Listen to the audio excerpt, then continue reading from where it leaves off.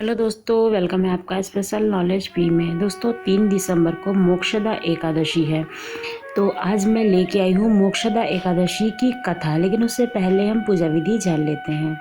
मोक्षदा एकादशी के दिन सूर्योदय से पहले उठकर स्नान आदि से निवृत्त होकर व्रत का संकल्प लिया जाता है और भगवान श्री दामोदर का पूजन किया जाता है। पूजा में घी का दीपक जलाना चाहिए और थोड़ा सा उसमें खड़ा धनिया डाल लेना चाहिए।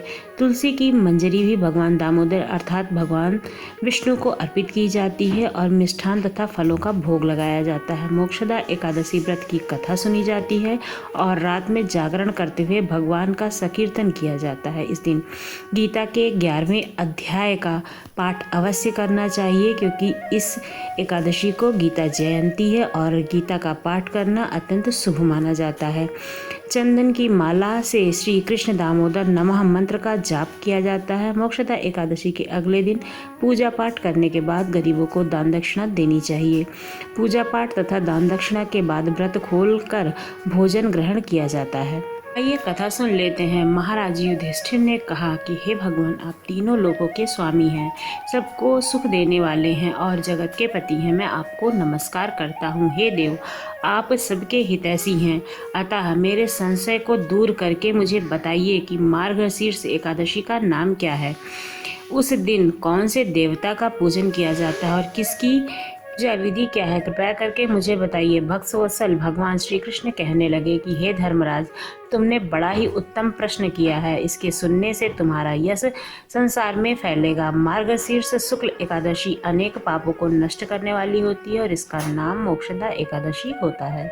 इस दिन दामोदर भगवान श्री कृष्ण का धूप दीप नैवेद्य आदि से पूजन करना चाहिए। अब इस विषय में मैं एक पुराणों की कथा कहता हूँ। गोकुल नाम के नगर में वैशाखन नामक एक राजा राज्य करता था। उसके राज्य में चारों वेदों के ज्ञाता ब्राह्मण रहते थे। वह राजा अपनी प्रजा का पुत्रवत पालन किया करता था। एक बार रात्रि में राजा ने एक स्वप्न देखा कि उसके पिता नरक में हैं। बड़े आश्चर्य में हुआ वह प्रातः वह विद्वान ब्राह्मणों के पास गया और अपना स्वप्न सुनाया। कहा कि मैंने अपने पिता को नरक में कष्ट उठाते हुए देखा है। उन्होंने मुझसे कहा है कि हे पुत्र, मैं नरक में पड़ा हुआ हूँ, यहाँ से तुम मुझे मुक्त कराओ। जब से मैंने ये वचन सुने हैं तब से मैं बहुत बेचैन हूँ। चित्त में बड़ी अशांति हो रही है। मुझे इस राज्य, धन, पुत्र, स्त्री, हाथी, घोड़े आदि से कुछ भी सुख प्रतीत नहीं होता है। मैं क्या करूँ? राजा ने कहा, हे ब्राह्मण देवता, इस दुख के कारण मेरा शरीर जला जा रहा है। आप कृपया करके कोई भी ऐसा तप, दान, व्रत या उपाय बताइए जिससे मेरे पिता को मुक्ति मिल जाए। उस पुत्र का जीवन व्यर्थ है जो अपने माता पिता का उद्धार ना कर सके। एक उत्तम पुत्र जो अपने माता पिता तथा पूर्वजों का उद्धार करता है, वह 1000 पुत्रों अच्छा माना जाता है। जैसे एक चंद्रमा सारे जगत में प्रकाश कर देता है, परंतु हजारों तारे नहीं कर सकते हैं। ब्राह्मणों ने कहा है, हे राजन, यहाँ पास ही भूत, भविष्य, वर्तमान के ज्ञाता पर्वत ऋषि का आश्रम है।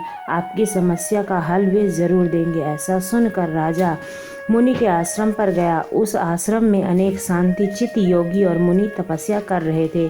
उसी जगह पर्वत मुनि बैठे थे। राजा ने मुनि को साष्टांग दंडवत प्रणाम किया। मुनि ने राजा से षष्ठोपांग कुशल पूछी। राजा ने कहा कि महाराज, आपकी कृपा से मेरे राज्य में सब कुछ कुशल है, लेकिन अकस्मात मेरे चित्त में अत्यंत अशांति होने लगी है। ऐसा सुनकर पर्वत मुनि ने आंखें बंद की और भूत विचारने लगे।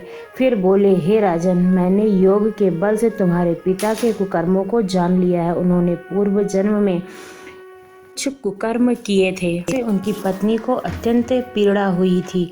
उन्हीं पाप कर्मों के कारण तुम्हारे पिता को नरक में जाना पड़ा है।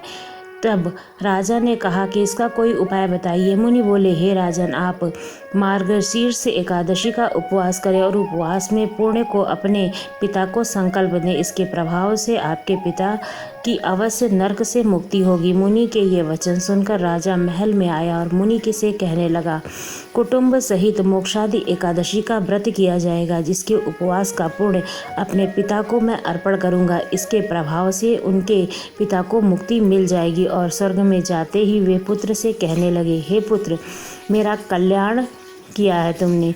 यह कहकर वे स्वर्ग चले गए और बोले कि तुम सदैव खुश रहो। इस प्रकार मार्गशीर्ष शुक्ल पक्ष एकादशी मोक्षादि एकादशी का जो व्रत करते हैं उनके समस्त पाप नष्ट हो जाते हैं।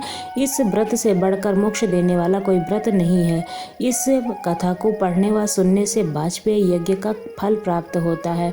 इस प्रकार इस एकादशी व्रत कथा को सुनकर अपने व्रत को पूरा करना चाहिए। आपको कथा कैसी लगी ज़रूर बताइएगा। अगर अच्छी लगी हो तो हमारे चैनल को सब्सक्राइब करना ना भूलिएगा। आपका बहुत बहुत धन्यवाद।